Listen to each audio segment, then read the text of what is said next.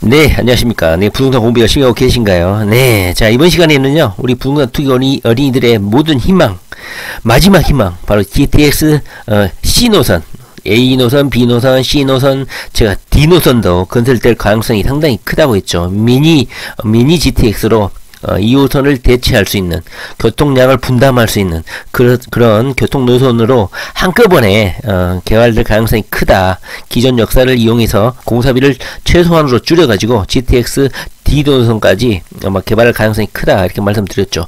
오늘은요, GTX C노선 중에서도 우리가 다 알고 있죠. 워낙 지도를 많이 봐가지고 뭐 덕정역부터 해서 최근에 덕정역하고 수원역으로 연장이 됐죠. 그래가지고 경제 타당성도를 높였고, 그런데 오늘 제가 말씀드릴 것은 GTX C노선 중에 인도권역이 갑자기 급부상을 하고 있습니다. 충격적인 소식이죠.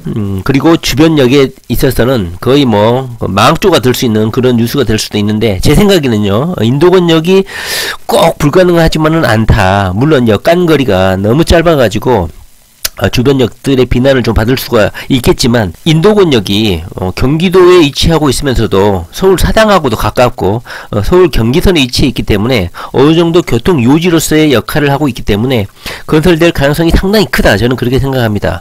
그 이유에 대해서 한번 간단하게 신속하게 한번 살펴보도록 하겠습니다.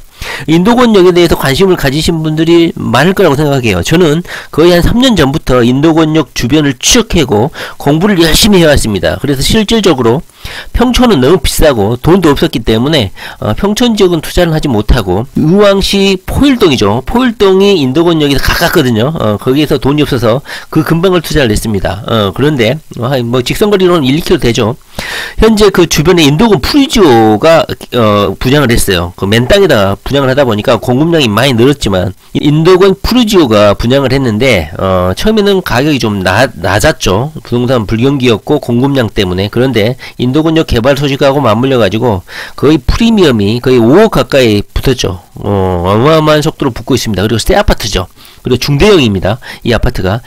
자, 인도권에 대해서 한번 간단히 살펴보도록 하겠습니다. 먼저 뭐 GTX C노선은 여러분들도 잘 알 거라고 생각해요. 현재 GTX C노선은 양주 덕정역에서 의정부역, 창동역, 광운대역, 청량리역, 삼성역, 양재역, 과천역, 금정역, 수원역 총 10개를 지나고 있습니다. 그런데 여기서 하나를 더 포함시키겠다는 논의가 안양시 일대를 중심으로 해서 엄청나게 퍼져나가고 있습니다. 바로 인도권역입니다.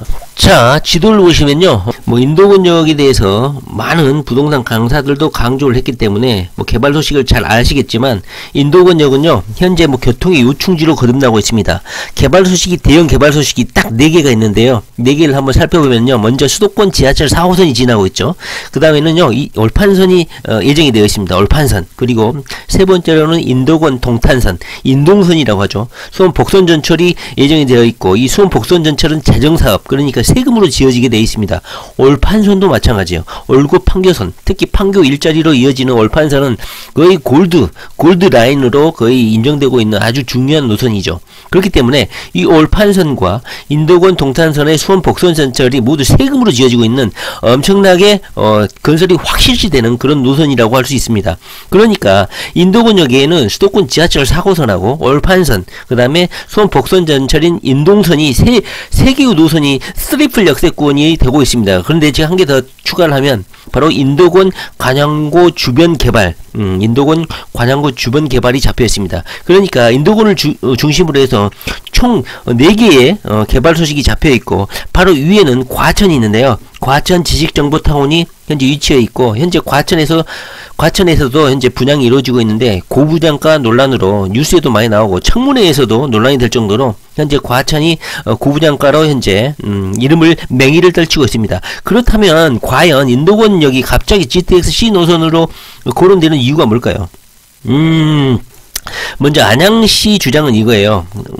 인도권역이 월곶 판교선이 지나게 되고, 인도권 동탄선이 지나게 되고, 지하철 4호선이 지나게 되고, 이렇기 때문에 트리플 역세권이 되는데, 인도권역에 GTX C노선이 지나가게 되면 주민들이 먼저 강남이라든가 이런 걸 지나가게 될 때 엄청나게 교통 편의성이 증진이 된다.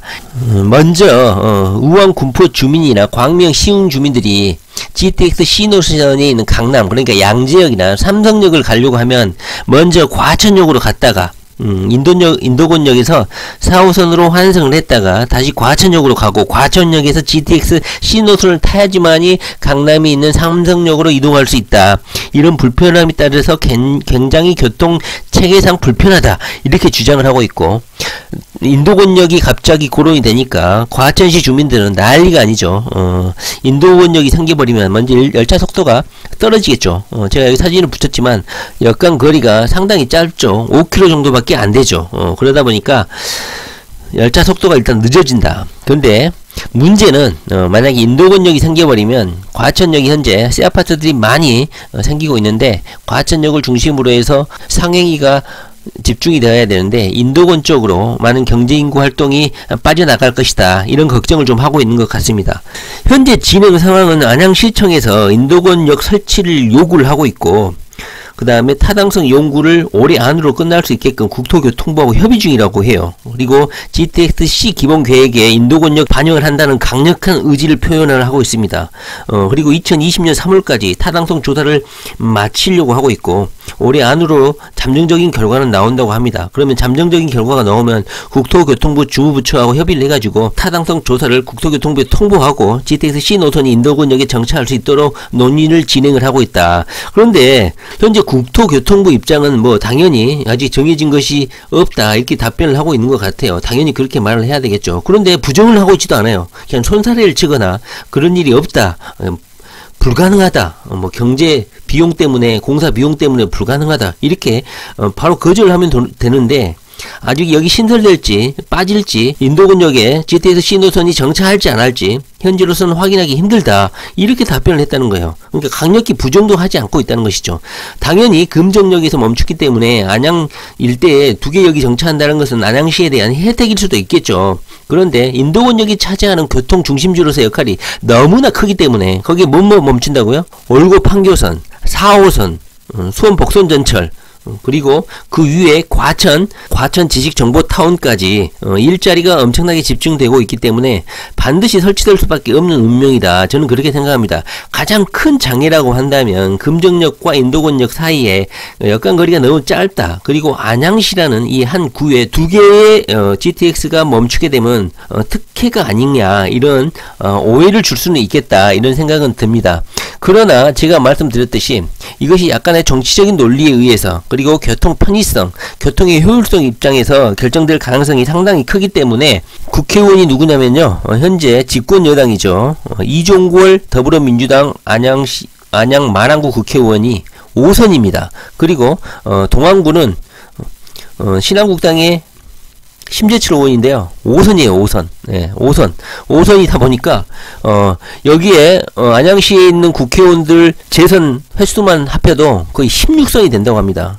5선 하기가 엄청나게 힘들잖아요. 그런데, 이렇게 이종골 의원이라든가, 심재철 의원이 이 안양시를 장악을 하고 있는 중진 의원들이다, 이 말이죠. GTX-C 노선이 아무리 뭐 경제 타당성을 따진다고 하지만 국회의원들의 입김도 엄청나게 크게 작용하는 게 사실이고, 심재철 의원이라든가 이종골 의원이 중진 의원들이기 때문에 국토교통부의 입김을 발휘해서 정치적으로도 결정될 가능성이 크다. 그리고 교통 효율성 차원에서 보더라도 인도권역이 3풀 역세권이고 그 주변의 개발이 인도권 주변 개발, 관양구 주변 개발, 그리고 바로 위에 과천 지식정보타운이 개발되고 있고 여러가지로 인도권이 중요한 역으로 부상되고 있기 때문에 불가능한 것만은 아니다, 저는 그렇게 생각을 합니다.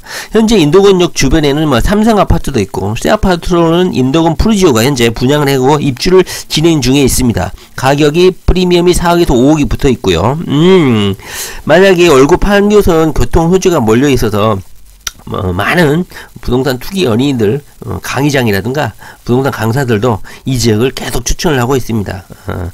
인도권역, 꼭 GTX-C 노선이 정차를 하든 안 하든 인도권역은 우리 투기 연예인들이 가장 관심을 가지고 지켜봐야 될 중요한 역 중에 하나입니다. 서울을 중심, 인서울을 투자를 해야 되겠지만 경기도에서 어디를 투자해야 될 것인가 고민이 많을 것인데 인도권역 주변은 평촌 스마트 스퀘어하고도 가깝고 이렇게 많은 교통수단들이 많은 교통 노선들이 집중이 되니까 관심을 가지고 지켜보시면 좋을 것 같습니다. 인도권역 주변 부동산은요, 올랐으면 올랐지, 인도권역 주변의 부동산은 절대 떨어질 수가 없다.